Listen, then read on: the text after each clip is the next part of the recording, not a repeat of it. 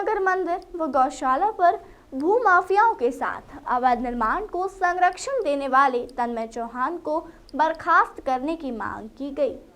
जहां एक और मध्य प्रदेश की सरकार भूमाफियाओं के खिलाफ लगातार कार्रवाई करते हुए नजर आ रही है।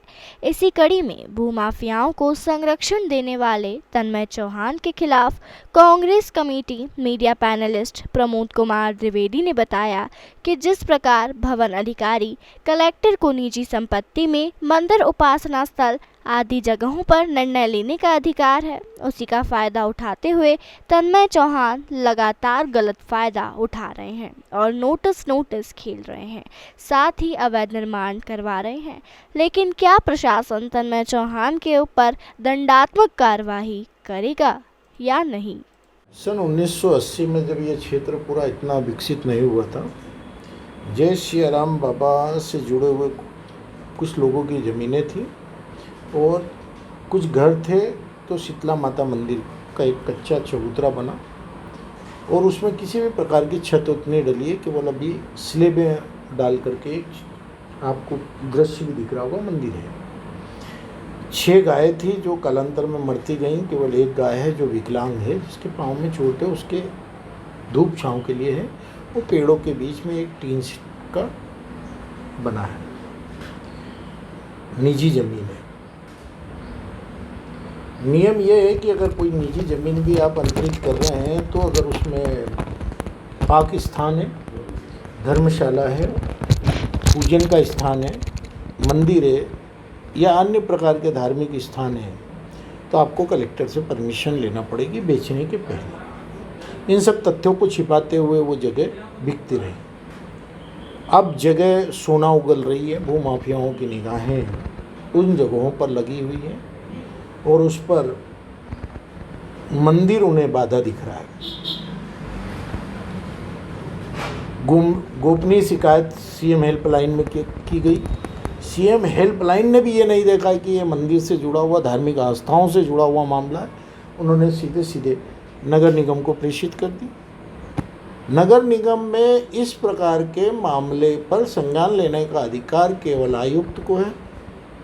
तन्मय चौहान नाम का एक भवन अधिकारी जो विगत 4-5 सालों से वहाँ है, अवैध निर्माणों की बाढ़ आई हुई है और उसके आर्थिक लाभ उसको प्राप्त होते रहते हैं। बिल्डरों का चहेता है, राजनेताओं के संरक्षण में वो भवन अधिकारी बन करके आया है, नया इंजीनियर है।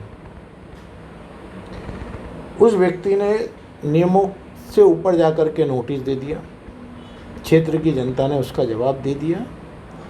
मेरा सवाल भारतीय जनता पार्टी की सरकार और नगर निगम के आयुक्त महोदया से है